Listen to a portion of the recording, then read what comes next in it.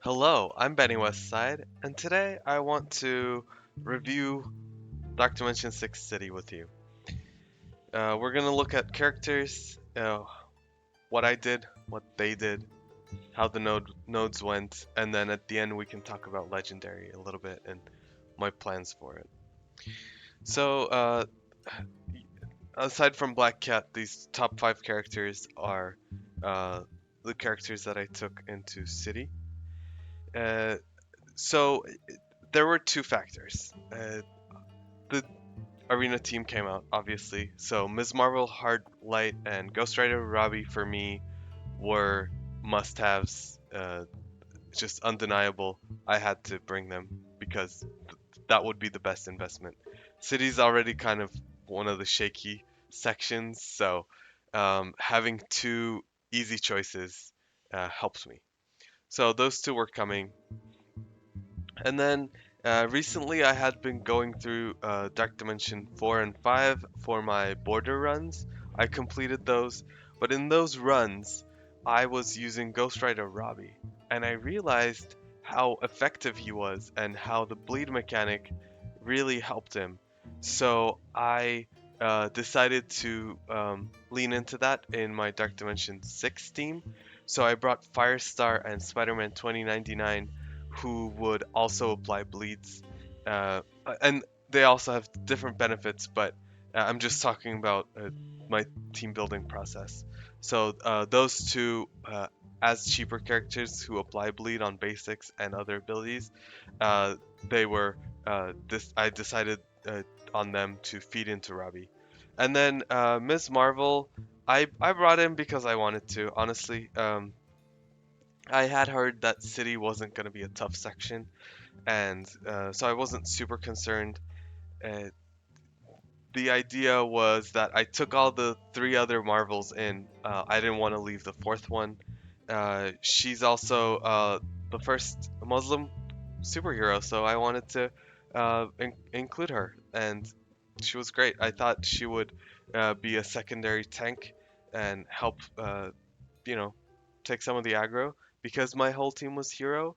Um, I did not regret it. Okay, now let's get into characters specifically. I'm gonna start with Ghost Rider Robbie. He is amazing in this section. Of course, this has been done without him, so it can be. But now that we do have him, I don't think you should. I don't think you should do it without him. Just upgrade him. He's great in Arena, War, Crucible anyway. So like every bit of investment pays off. And in the nodes, he's just fantastic. His passive. So whenever an ally is attacked, he gains charges. That's beautiful because at 5 charges, he's gonna clear buffs from everybody. He's gonna apply bleed and disrupted. Uh, that triggers so often, and it's very nice to behold. And then whenever bleed is applied, aside from the passive, whenever bleed is applied on an active ability, he's gonna get 10% speed bar. His ultimate and his basic apply bleeds, so he's giving himself speed bar, and then as I said, Firestar and 2099 help with that as well. Uh, lowering the resistance of bio enemies helped passively. I didn't necessarily feel it directly, but I'm sure it helped. He was just fantastic. His ultimate applies a bunch of defense downs, heals, bleeds to everybody, and he's extending bleeds. Uh, like that hurts. That clears waves. It's beautiful. His special is a buff flip and an ability block. He's That's great. He applies offense ups to Ms. Marvel Hardlight. It's unavoidable. His basic applies bleed and chains and applies another bleed, so that's at least um, 20% speed bar. And then if the target blocked, that's 30%. And if the target had vulnerable, and I made him a striker, that's 50%. Did I count that right? One, two, three, four. No, sorry, 40% speed bar. just on a basic. I he, he's great. Um, Speaking of ISO, I made him striker because of his bleeds that he applies it. That he gains charges on his basic and his ISO. So striker was a good choice, and it increases the damage of his bleeds. And I took him to blue 5. Haven't regretted it. It's been fantastic in arena. Uh, I cannot rave enough about Ghost Rider Robbie. He's a great character. Um, sometimes the bleeds, like, they're so potent. Sometimes in arena, because he extends his own bleeds, Apocalypse will have like two or three turns of bleed.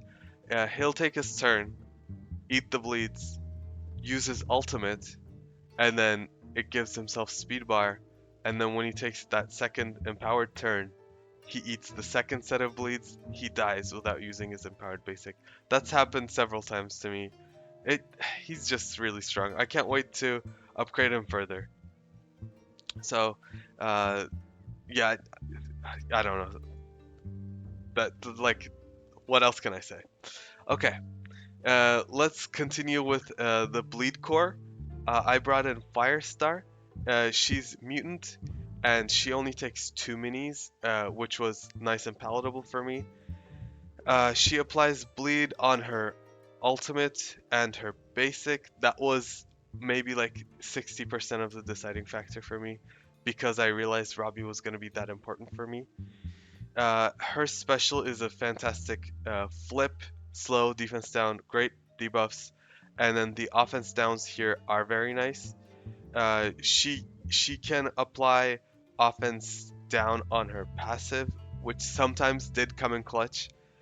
It's not something to rely on because it's sporadic, but it helped. I can't deny it. It helped every now and then. Um, and then just the fact that she's on one of the high tier Crucible teams currently, so she brought me value or has been bringing value in Crucible and then to a lesser extent in War. So that for me that was a good investment. She's a damage dealer. She's a blaster, and just with that high potency, uh, Striker makes sense. On her team, she's often a raider, but because I was going for the bleed synergy, I made her a striker for this context. And every now and then, I've been using her as striker in Crucible or War as well, especially in that room with the assists. Um, so yeah, that she was great. Probably the second best character on the team. Um, Her one downfall is she has no sustain. She will die eventually. There's no drain or anything. Oh, I should note, Ghost Rider Robbie's ultimate, it's an AoE, and he has 50% drain on it. There's often close to 10 enemies on the field in Dark Dimension, so he had good recovery. Firestar does not. She had no recovery. I didn't have a healer. I had a source of regens. I'll mention it later. That was it. So she probably felt like the squishiest. I did have a 6/6 Firestar, so she held up okay. And then the third member of the Bleed Core is SpiderMan 2099. He's a good Crucible character, and with Weaver, I think he's gonna have longevity. And he has good merits on his own as well, so I thought he was a good pick. He also has bleeds on his basic, also as a special. So having it on his basic, he could have been a striker consideration as well, but I wanted to have 3 skirmishers and 2 strikers, just not waste any. But maybe in my second run I'll try striker on him. Uh, he he has a lot of flips, and even passively on his turn he's gonna flip a buff on every enemy. Uh, all of his abilities do debuffs and control abilities, defense downs. He gives himself speed bar. His special is a 3-turn cooldown ability block. This has been really helpful. It comes up so often that I get to ability block anybody. Between him and Robbie's specials, it was very nice.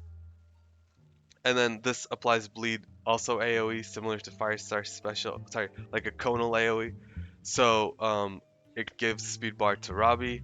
It was really nice. And he has drain in his passive, so it's 20%, but it kept him alive, probably more so than Firestar. You can check out the footage.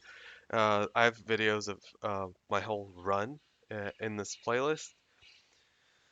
Um, I've heard a lot of people say that he feels squishy in Dark Dimension. I can't lie, I took a 7/7 Spider-Man 2099. For me, he didn't feel squishy. Uh, I didn't have a problem with his survivability. Of course, people died. I didn't have a dedicated healer, but he felt fine. I did not think that was a hindrance. And then the second concern I hear about 2099 is in Crucible, uh, we often face like a Darkhold Quicksilver in Room 6, and the common counter to this is Tangled Web with Doctor Doom. When you have Spider-Man 2099 at gear 18, no matter what level your Weaver is or what ISO classes you use, if she's not gear 18, his attack stat is going to be higher than hers. So Doom would choose her. So people are upset and concerned about this. But like the solution is bring somebody with even higher attack. And I've been using Nova there. My Nova has higher attack stat than this 2099, so Doctor Doom picks him, and I have a video on that as well. So for me, that was not a concern. I Even if I wasn't able to use that team anymore on that one specific matchup, that's okay. I didn't think it was worth hindering my roster progression and my Dark Dimension progression. So that was okay for me. People have had that same issue in Dark Dimension 5 with Omega Red and Sabretooth. For me, I don't put as much value in singular matchups. Dark Dimension is more important to me as a game mode. Alright, now let's look at the two Ms. Marvels. I brought Ms. Marvel Highlight, as I said, I was going to take her. She was Arena. She's going to happen. I like the character as well, so it all worked out well. She's very good value in Arena, strong value in Crucible and War. That said, in Dark Dimension 6, she's not all that great. I would probably say she was the least helpful in Dark Dimension. Her ultimate is great. It's a rewind, but it's on a giant cooldown, and she's a very slow character. 116 seems good, but in there, it feels really slow, especially when Firestar, 2099, and Ghost Rider are taking so many turns.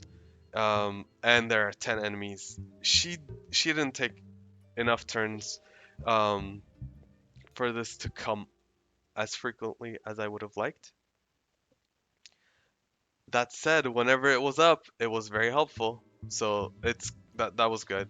Her special is tag blind, so it'll cleanse, it'll apply defense up, and barrier. So that was great.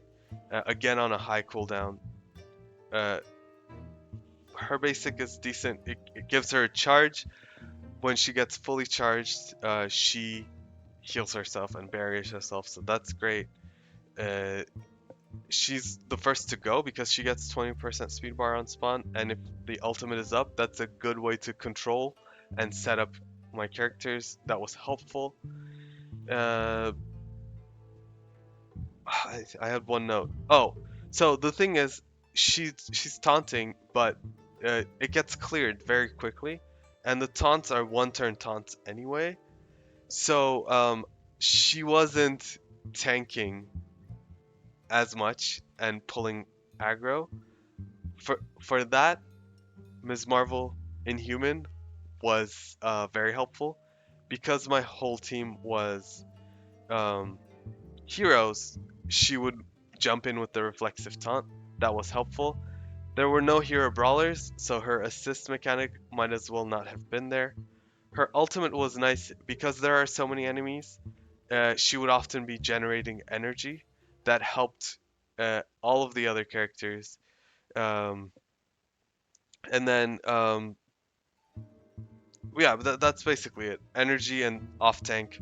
That was her main value. She was a skirmisher, so she applied vulnerables, sometimes cleared buffs. That was good. Going back to her, her special, aside from defense up, I forgot to mention, applies regens. Two regens. That was the only way Firestar could sustain herself, and that was it. She heals herself. The other Ms. Marvel heals herself. Uh, 2099 has drain. Ghost Rider has drain. Firestar had to rely on these regens or basically die. I had both of them as Marvels as skirmishers, as I said, just to have vulnerables for the bleeders. And then Ms. Marvel Hardlight I did take to blue 5 because in Arena I use her as skirmisher. And uh, if she was to clear a buff with her skirmisher at blue 5, that would flip into a bleed, which was an added benefit. If I were to rank, I would say Ghost Rider Robbie, Firestar 2099, very close. Maybe maybe equal. And then I would say Ms. Marvel Inhuman, and then Ms. Marvel Hardlight in terms of just what they brought to the nodes. Um, but overall, I don't regret any of these characters. I thought this was a great team, and let's look at how they performed.